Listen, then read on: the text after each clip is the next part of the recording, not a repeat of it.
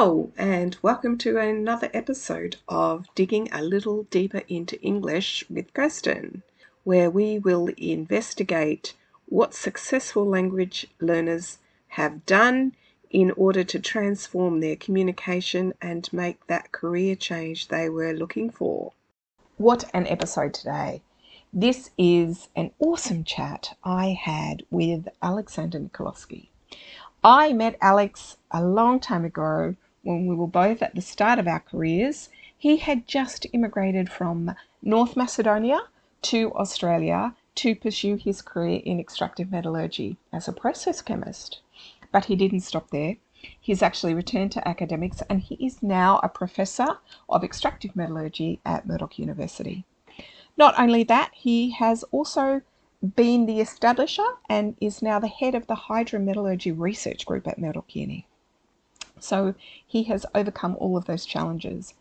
And as an educator, he has a deep insight into what it is that matters and what it is that doesn't matter when you're going through periods of growth or transitioning and building a career that you desire. Not only is he incredibly experienced, he is so kind and generous, and he shares with you the things that he did that made all the difference in his transformation. So grab a coffee, sit back, enjoy. I am sure you will enjoy listening to the chat I had with Aleks about how goodwill is going to make all the difference. So I'm actually really excited to get your insights on this, because so much of what I do now comes from me observing the experiences of so many people at Yabulu. And you were one of the first people at Yabulu that I saw navigate this transition. So I guess we can start there. Why don't you talk about your very early career and starting it in a part of Australia that is famous for being difficult for native English speakers to understand language and culture. And yet you're not Australian, you're not English speaking all your life. Why don't you talk about that? Look, I had such a good time at Yabulu. I think I've been really lucky in my life. Somehow a lot of challenges came across, but I think that maybe I had the right attitude towards things. I was always looking at the cup half full, and that helped a lot. But I think I put a lot of love and affection in everything that I did. Yeah. And especially the relationships with people, I think I always saw the good side. And when you look at it that way, usually you find the good side and things are a lot easier. So, for example, in my first experiences at Yabulu, I was working as a power plant graduate metallurgist under the supervision of Bruce Messenger and John Fiddock. And you figure how little you know. At that stage, I had completed. Yeah, go ahead. No, I'm laughing because I was on the same pilot plant and it terrified me how much I did not know. I came a bit later than you on the same pilot plant. Yeah.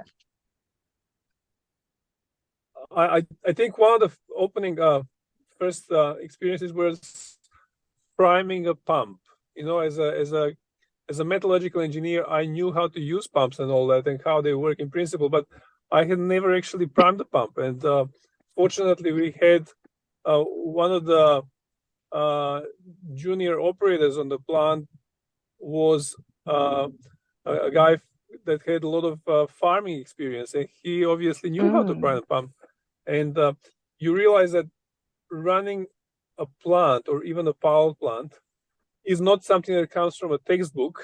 It is like a living patient that you constantly have to monitor the health status of and keep him steady, and there is every now and then emergency that you have to take care of, and working as a team is really essential. Effective communication is critical. Being able to quickly pass messages and respond to messages and requests is really important. So, as you say, communication skills, not only the verbal, but complete communication skills were essential. And being able to understand the culture is a huge element of that. I think that being open and being positive is really crucial in that sense. You learn a lot more and you communicate a lot more effectively if you have those two characteristics. And if I remember correctly, my memory is going back a long time here. You're from Macedonia? I'm from Macedonia, yeah. Okay. It used to be part of Yugoslavia. I remember it was one part of called Yugoslavia. North Macedonia. Okay, yes. North Macedonia. Yeah. And where did you learn English? Well, I studied English from year 5 all the way through to university, and but if you don't practice the language, it's not that good. But when you've been studying a language for a long time, and you then land in an environment where that is the everyday language, you very quickly regain full use of all the learning that you've put in earlier. So when you are learning a second language, sometimes it might feel dry while you're learning it, but then when you're in a position to practice it, it very quickly comes alive, and you recognize the words, and they might sound different to what you had them in mind before you practice them, but then they very quickly come alive. Yeah. I remember when I remember when I started studying in Australia. I first looked at the unit guides and the books, and it was terrifying because even on the first and second and third page, I had so many unknown words, especially the professional terminology, because they are words that you don't use in your everyday language. And it was very scary because I thought, oh my God, I'm never going to be able to master this. There's just so many words that I don't know. So then I thought, all right, well, that's what it is. That's what it is. We'll just start and see how it goes. And I remember writing on top of every word that I didn't know how you pronounce things. And then I realized that very quickly there were fewer and fewer such words on the pages. And after a while, actually, there were hardly any. And the words that I didn't know, the technical terminology was very limited. And that was encouraging because I thought, all right, we're getting somewhere. Yeah. I remember watching so many graduates come to Yabulu because it was a graduate funnel into Australia. And they're from so many countries around the world. And their English was really exceptionally good. But they landed in North Queensland and they had to work with the operators out at the roasters or out at the solvent extraction circuit or somewhere. And I remember having conversations with them when they're saying, I don't know if I studied the same language, because there was so much slang and there was so much, any site's the same way.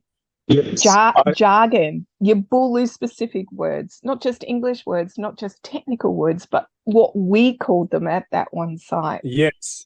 And they had little meltdowns. I watched them all have this little meltdown of thinking, I can't do it. But they all did it. They all managed to overcome those hurdles.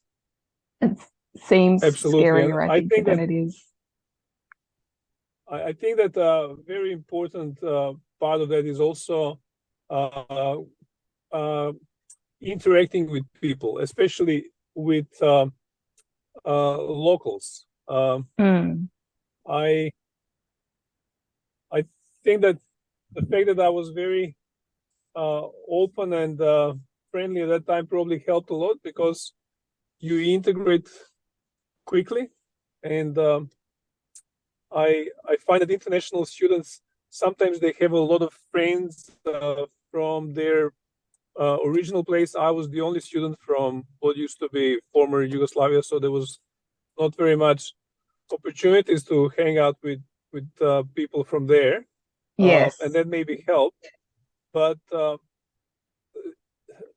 certainly, if you can make friends with locals, it certainly makes a big difference, because you very quickly get used to the slang, as you say, and to the local culture and all that. And that helps communicating in the business environment.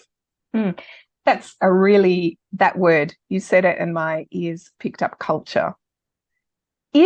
Was the Australian culture quite different to your culture? I remember something about you when I first met you. I remember you and I had a disagreement on something. I can't remember what it was. I don't know, something about the right action to take because some circuit was not working the right way, whatever. And I remember you were really direct. You were really direct with your answer. And I remember having quite a strong disagreement. And afterwards, when you left, I remember thinking, I like him. There was no sense of, oh, he didn't agree with me, I didn't like him. It was like, I like him. He says what he thinks. I know what he's thinking. You know, it was something to me that was really healthy. But Australians are direct. And I see that if you can't get this kind of cultural aspect, it can make communication really hard. Was that something natural for you to be so direct and so comfortable in a direct environment? Look, I never thought about the cultural differences very much, to be honest. To me at that time, it was really important to get whatever work had to be done as well as I could. And the underlying current was that. And then, in a typical everyday communication, there is a lot of sort of tango and generic discussions, the chin chat and all that, and that's an essential part of the communication too. But sometimes when you're too busy or too focused, there's not enough time for that. But the goodwill was the undercurrent. I knew that I'm really well-meaning, and sooner or later everybody will figure that out. And then if I'm really busy and I have something that I have to get done, people will just understand and appreciate it. I guess you may get unlucky if you stir someone the wrong way, but in general, if people recognize that authentic desire to do well, sometimes it's easier actually that way. You just have to be honest and well-meaning, and that's the main thing. And before long, you realize that everybody is a human being. Everyone wants to do well as well as they can, and you fall into those groups and you become a part of the team and accepted as you are. We are all a little bit different in any case, but I think that I was fortunate that my background culture was probably relatively similar, and it was easy to integrate and blend in. And awesome. That, together with my attitude that I genuinely wanted so much to blend and integrate, played a major role. I remember having a discussion at that time with some friends about this subject, and there were different opinions. Some people said, "Oh, I don't want to assimilate." Well, I said, it's not about assimilating. It's about integrating. You come here, and you want to be part of the society. So you want to integrate and you want to become part of the society as quickly as possible, because this is your life. This is what was my conscious choice and decision, that I wanted to become a part of this and contribute to this.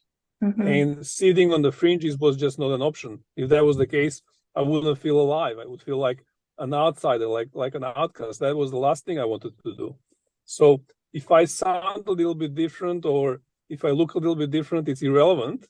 because what I really am is a human being with a certain energy, and I want that energy to become part of the pool of energy in the environment where I seek to belong. Yeah. So before long, people recognize that, and if they're a little bit sort of puzzled, all right, he sounds different, or he looks different, but he is the same. So once that's recognized, that's it. And now you're a professor. So you've done exceptionally well with this attitude, but you must have students coming through doing metallurgical studies now from so many different backgrounds. I have other people I know that met you at conferences recently. You've met one of my contacts at a conference, and you have a unique view of other non-native English speakers having to communicate in this world. So what is it, do you think, that makes a good communicator other than attitude? What is it that people can work on, I guess, initially to increase the effectiveness of their communication? What do you think? I think that being authentic, being genuine is the most important thing. Okay. You know, because people in the whole world ultimately want the same things, which is to contribute and to find meaning and to generate good feelings and value for the environment around them. So I think that as long as people are clear about it, that should give them confidence to continue to seek that. And the form is less important than that core. Awesome. And you should always aim to help improve the form so that it helps to get quickly recognized and to be more effective in making that contribution, that unique contribution that you can make, but recognizing that the form is a form and it can always get improved and polished and all that. But the core is something you bring in to whatever you are involved in because of who you are, and you should feel proud about it, and you should try to convey that as effectively as possible by helping polish that form.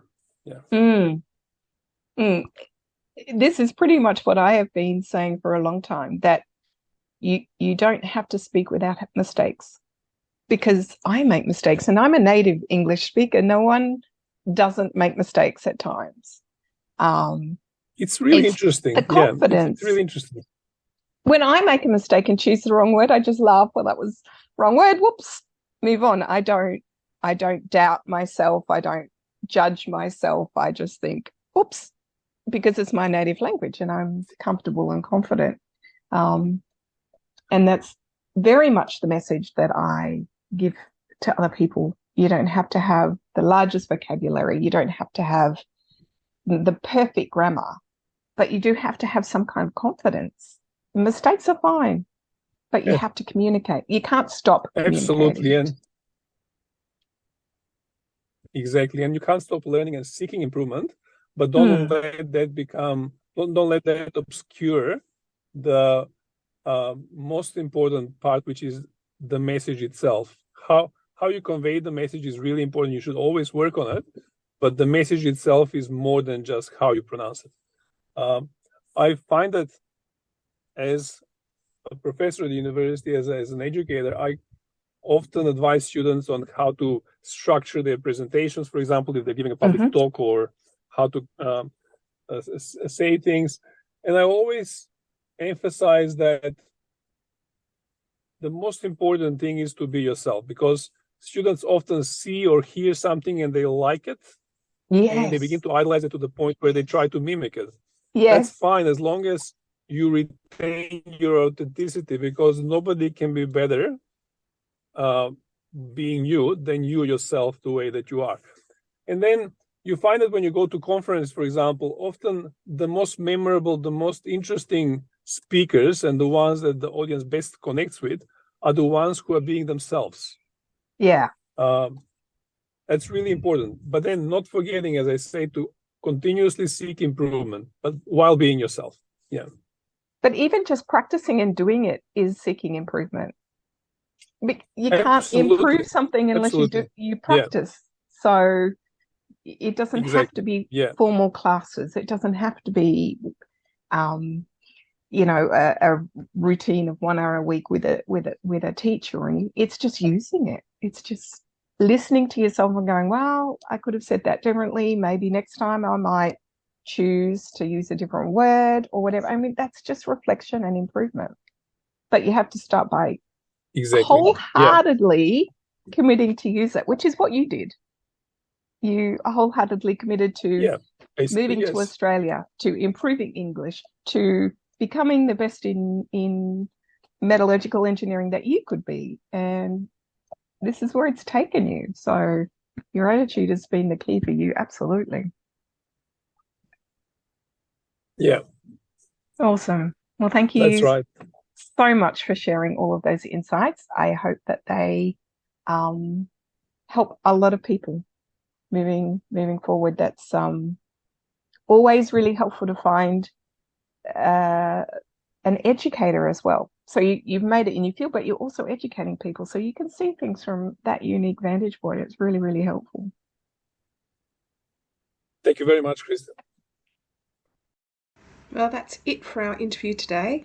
Don't forget, if you want to be notified when the next great interview with successful non-native English professionals in the mining industry is released, click subscribe on your preferred podcast platform. And if you are ready to take control of your English, transform your communication skills, and see that payback in your career, then shoot me an email at ksdsmith@gmail.com or visit me on LinkedIn. The links are again below in the show notes. Until the next episode, take care and keep on digging.